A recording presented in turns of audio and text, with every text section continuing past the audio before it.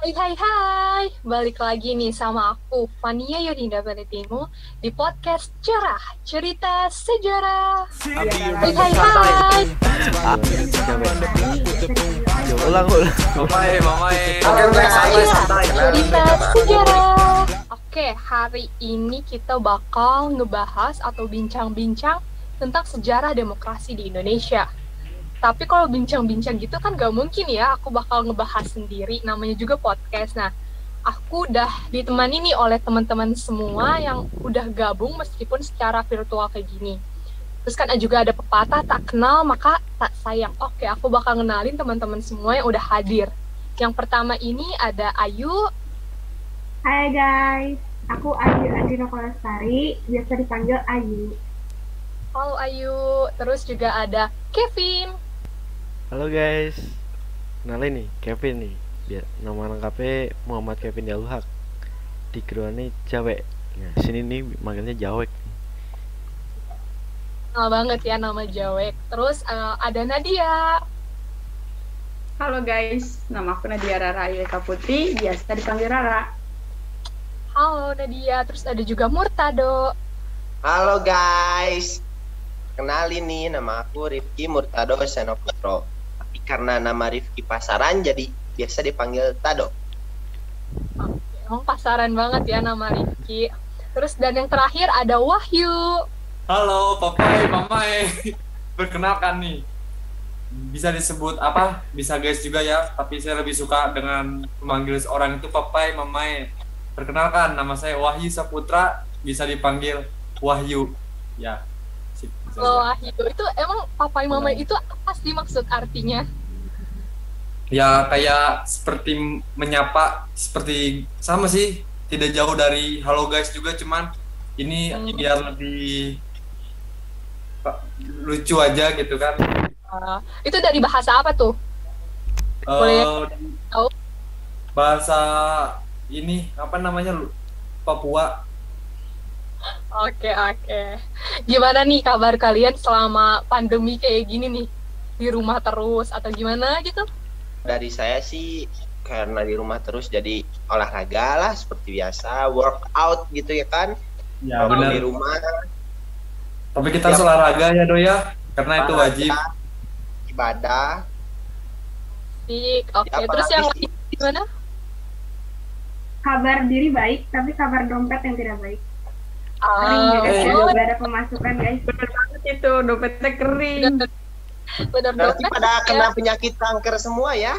Kantong kering. Kantong Oke, kering. tapi jangan lupa juga apa buat minum vitamin, oke? Karena itu wajib untuk menjaga imun daya tahan tubuh kita. Oke. Mulai memanas nih ya. Nih, kalian udah pada vaksin belum? Udah dong. Aku Udah udah vaksin dong. nyampe yang Alhamdulillah, kedua. dijamin udah. Malah waktu itu nyampe nggak tahu, hampir nyampe vaksin yang ke-10, hampir ditipu sama orang. Hampir 10 itu ya. Di kiri Yang semua jelasan atau kiri nih. Iya, di kiri semua. kayak sekolah di Margahayu kan, Margahayu sendiri udah ada vaksin dari sekolah kan. Jadi emang Oh, iya. Margahayu Iya, benar sekali. Iya, emang the best gitu. memang the best banget sih Margahayu udah nyediain vaksin. Oke. Ya, berarti kita semua sehat semua nih ya yang udah kumpul di sini.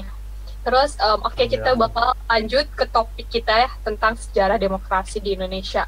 Sebenarnya aku pribadi juga belum ngerti banget apa sih arti demokrasi sesungguhnya gitu loh maksudnya. Oke, dari teman-teman semua yang bisa bantu aku buat sama teman-teman yang nonton di rumah untuk jelasin apa arti demokrasi. Gini nih, mumpung tahu nih. Emang tahu, bukan saya tahu tapi tahu. Ya kayak demokrasi itu kayak bentuk pemerintahan ya. Di pemerintahan itu punya, ya si negaranya itu punya hak yang sama buat pengambilan keputusan, buat ngubah hidup mereka masing-masing gitu. Nah, demokrasi ini tuh ngizinin buat warganya ikut berpartisipasi, mau langsung atau mau perwakilan lah, mau online lah, gimana lah, tapi bisa berpartisipasi. Yaitu partisipasinya itu buat perumusan pengembangan, ya sampai pembuatan hukum gitulah gitu. Sama setahu aku nih ya, proses demokrasi itu ada 4 kalau nggak salah. Tahun-tahunnya rada lupa. Yang pertama itu parlementer, yang kedua itu terpimpin apa terpimpin gitu. Yang ketiga Pancasila, yang keempat reformasi. Itu ya setahu aku. Oke, jadi mungkin secara garis besar supaya bisa dimengerti sama teman-teman yang nonton di rumah. Jadi demokrasi itu mungkin aku dulunya familiar dengan kata dari rakyat, untuk rakyat, sama oleh rakyat ya. Terus urutannya udah dijelasin tuh ya, tahap-tahap pelaksanaan demokrasi itu dari parlementer, terpimpin, Pancasila, sampai reformasi. Berarti demokrasi parlementer itu kan adalah demokrasi pertama di Indonesia ya? Ya, betul banget. Jadi, demokrasi parlementer adalah sistem demokrasi pertama di Indonesia yang biasa kita sebut juga dengan demokrasi liberal. Nah, munculnya demokrasi parlementer ini dikarenakan jatuhnya kabinet presidensial pertama tanggal 14 November 1945 disebabkan karena keluarnya maklumat wakil presiden nomor 10 tahun 1945 tanggal 16 Oktober. Nah, masa ini juga nih, masa parlementer ini disebut sebagai masa kejayaan demokrasi di Indonesia. Kenapa? Karena pada masa ini kita dapat menemukan hampir seluruh elemen demokrasi dalam perwujudan kehidupan politiknya. Oh gitu. Ayo bentar deh, aku mau nanya. Ya, Jadi perbedaan si demokrasi parlementer dengan demokrasi yang lainnya itu apa sih? perbedaannya ya.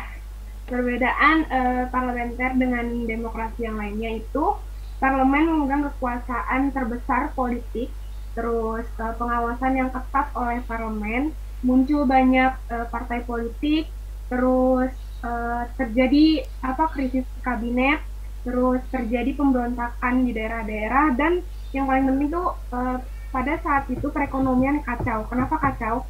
Karena tokoh-tokoh pada saat itu terlalu fokus pada politik. Oleh karena itu, karena banyak terjadi kesalahan dan kekacauan dalam sistem ini, parlemen, pemerintah akhirnya memutuskan untuk mengganti sistemnya menjadi demokrasi terpimpin.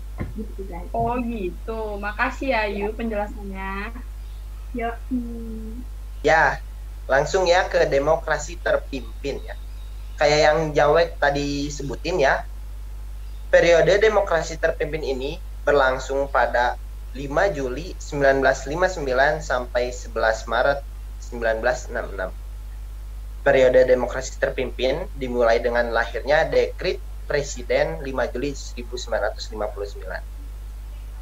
Nah, Dekret Presiden ini dibuat setelah Badan Konstituante tidak dapat menyelesaikan tugasnya untuk membentuk Undang-Undang Dasar tetap yang merugikan, yang akhirnya karena tidak bisa menyelesaikan tugasnya itu merugikan perkembangan ketatanegaraan negara Indonesia. Dekret Presiden memuat ketentuan pokok sebagai berikut ya.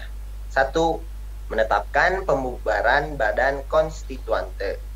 2. Menetapkan UUD 1945 berlaku kembali bagi segenap bangsa Indonesia. Nah, yang 3, pembentukan Majelis Permusyawaratan Rakyat sementara dan Dewan Pertimbangan Agung sementara. Dekret Presiden 5 Juli disambut baik oleh rakyat dan juga TNI AD. Nah, Mahkamah Agung dan DPR juga mendukung Dekret Presiden itu, sehingga mereka itu bersedia bekerja sama untuk membentuk Undang-Undang Dasar ini, gitu, menegakkan Undang-Undang Dasar ini. Jadi intinya kayak periode ini itu emang pemerintah Indonesia menganut sistem demokrasi terpimpin. Tapi di demokrasi terpimpin ini jadi terjadi banyak penyimpangan-penyimpangan. Oh, penyimpangan demokrasi terpimpin itu kayak Soekarno jadi presiden seumur hidup itu tuh. Ya, betul, Wek. Itu kayak salah satunya.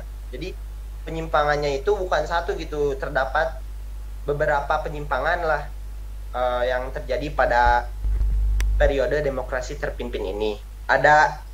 Selain itu ada presiden memubarkan DPR hasil pemilu 1955. Padahal kan kayak DPR itu kan adalah lembaga legislatif kan ya. Jadi otomatis lembaga eksekutif itu harus diawasi oleh lembaga legislatif. Nah, sedangkan lembaga legislatifnya itu malah kayak dibubarin gitu. Berarti kan eksekutif presidennya itu malah nggak ada yang mengawasi kan. Kemudian ada konsep Pancasila yang berubah menjadi nasakom, nasionalis, agama, dan komunis. Terus ada bergesernya makna demokrasi terpimpin menjadi pemusatan kekuasaan pada presiden. Hal ini mengingkari nilai-nilai demokrasinya kan gitu. Kayak yang Fania tadi sebutin kan, kayak harusnya demokrasi itu dari rakyat, oleh rakyat, untuk rakyat gitu ya kan. Ini jadi malah pusat pemerintahannya itu malah oleh presiden gitu. Jadi rakyatnya malah yang harusnya rakyat ikut berbicara ini malah lebih difokusin ke presidennya doang gitu. Nah, yang terakhir ya yang saya tahu gitu, ada jadi kayak politik luar negeri Indonesia bebas aktif itu malah lebih cenderung ke komunis, ke blok timur.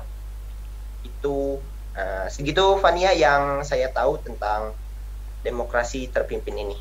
Oke, berarti demokrasi terpimpin itu terkenal banget ya sama dekret-dekret presidennya, penyimpangan-penyimpangannya juga. Terus berarti kita bakal masuk ke tahapan yang selanjutnya, yaitu demokrasi Pancasila ya. Terus setahu aku dulu kan pernah baca-baca lah ya, demokrasi Pancasila itu nama lain baru ya, Orde Baru ya? Iya, benar banget Fania. Demokrasi Pancasila itu bisa juga disebut dengan era Orde Baru. Itu dimulai dari tahun 1966 sampai dengan 1998. Jadi secara umum demokrasi Pancasila itu diartikan sebagai demokrasi yang dijiwai oleh nilai-nilai Pancasila dan juga norma-norma pokok serta hukum dasar demokrasi Pancasila yang secara garis besar terdapat dalam Undang-Undang Dasar. Masa demokrasi Pancasila era Orde Baru ini merupakan demokrasi konstitusional yang menonjolkan sistem presidensial. Namun dalam perkembangannya, peran presiden semakin dominan terhadap lembaga-lembaga negara yang lain, seperti kata Murtado tadi. Jadi yang lebih berperan penting itu presidennya. Undang nomor 15 tahun 1969 tentang pemilihan umum dan susunan kedudukan MPR DPR, DPRD juga, yang menyatakan bahwa pengisian kursi MPR dan anggota DPR itu dilakukan langsung tanpa pemilu. Hal itu kan jelas tidak sejalan gitu kan dengan prinsip demokrasi. Kekuasaan eksekutifnya itu kuat banget. Jadi pilar-pilar demokrasi seperti partai politik dan DPR itu jadi lemah. Benar kata Tado tadi. Setelah Orde Baru tumbang, Habibie menggantikan posisi Soeharto untuk memimpin negara dan mengawali babak baru dalam pelaksanaan demokrasi Pancasila di Indonesia. Sekarang nih aku mau menyebutkan secara singkat karakteristik demokrasi Pancasila itu apa aja sih. Yang pertama itu kekuasaan presiden sebagai kepala negara dan kepala pemerintahan tinggi. Yang kedua adalah tidak adanya pergantian kekuasaan politik, dan yang ketiga adalah pembatasan peran dan fungsi partai politik. Nah, selanjutnya yang keempat adalah kebebasan pers itu yang dibatasi. Lalu yang terakhir, Angkatan Bersenjata Republik Indonesia juga dibatasi gitu. Nadia Rara, jadi kan tadi Nadia Rara udah ngejelasin demokrasi Pancasila itu. Nah, di demokrasi Pancasila itu apa sih kelemahannya? Ya, jadi kelemahan demokrasi Pancasila ini secara garis besarnya, yang pertama itu KKN, korupsi, terus kolusi dan nepotisme itu terjadi di semua lapisan masyarakat, sehingga si pemerintah kota itu banyak memakai kekayaan. Terus yang terakhir, kebebasan untuk berpendapat juga masih belum bisa dilakukan. Jadi gitu Wahyu, kelemahan dan kekurangannya si demokrasi Pancasila ini.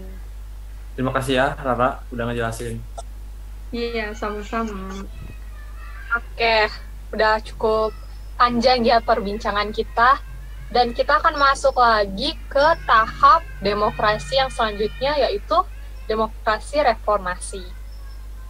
Nah, iya, jadi di demokrasi reformasi ini ada era reformasi atau era Udah beres. pasca Soeharto di Indonesia yang dimulai pada tahun 1998.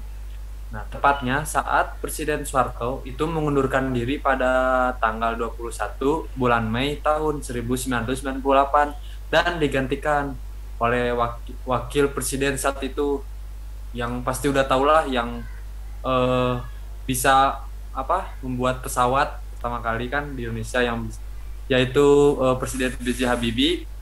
Terus setelah digantikannya itu, periode ini dicirikan oleh lingkungan sosial politik yang lebih terbuka.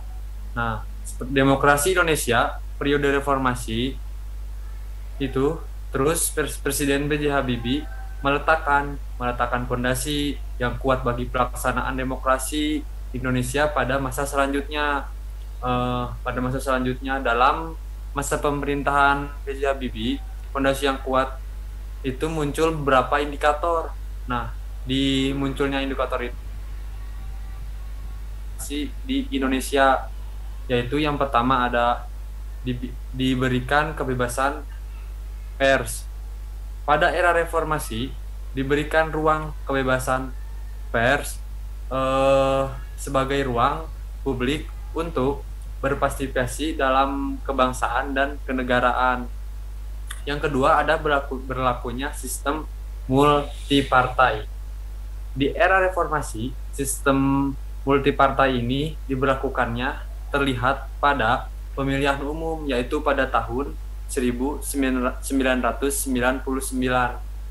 Presiden B.J. Habibie sebagai Presiden Republik Indonesia membuka kesempatan pada rakyatnya, kepada seluruh rakyat Indonesia, dan berkumpul untuk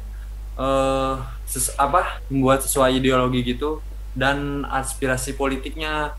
Karakteristik demokrasi pada periode reformasi, demokrasi yang diterapkan di Indonesia pada era reformasi ini adalah demokrasi Pancasila. Ya, Pancasila itu kan ya wajib ya, yang harus kita dasari sebagai warga negara Indonesia, dengan karakteristik yang berbeda dari Orde Baru dan sedikit mirip dengan demokrasi parlementer, yaitu pada tahun 1950 sampai 1959. Udah sih, gitu doang yang aku tahu dalam demokrasi reformasi ini. Oh iya, berarti aku tuh rada suka sifatnya B.J. gigih banget, pekerja keras, pokoknya memotivasi kan ya. Ya, itu betul banget Fania. Emang Presiden B.J. Habibie itu bisa emang sangat baik untuk kita sebagai penerus bangsa ini untuk mengikuti gitu. Ya, mencontohnya. Oke, berarti penjelasan dari teman-teman semua ini udah cukup dimengerti ya, soalnya bahasanya juga enak dimengerti gitu ya pokoknya. Terus aku juga mau ngucapin makasih buat kalian semua yang udah ngeluangin waktu kalian buat bikin podcast hari ini. Semoga podcastnya juga bermanfaat buat teman-teman yang lain yang buat menontonnya. Oke, semoga di lain kesempatan kita bisa bincang-bincang lagi tentang sejarah apa aja yang ada di Indonesia. Ini kan cuma salah satunya ya. Ya, oke gitu aja sih. Makasih ya buat kalian semua udah nyempetin waktunya. Semoga lain waktu kita bisa bertemu. Oh iya, tunggu bentar. Jangan lupa juga buat teman-teman yang nonton, jangan lupa ya subscribe channel ini, terus juga di like sama di komen. Jangan lupa, oke, teman-teman. See you ya di loncengnya. Ya, tanggal 6 bener. Loncengnya dipencet. Bener kan? Oke guys, podcast cerita sejarah. Bye-bye. Bye-bye. Terima kasih ya. Ya.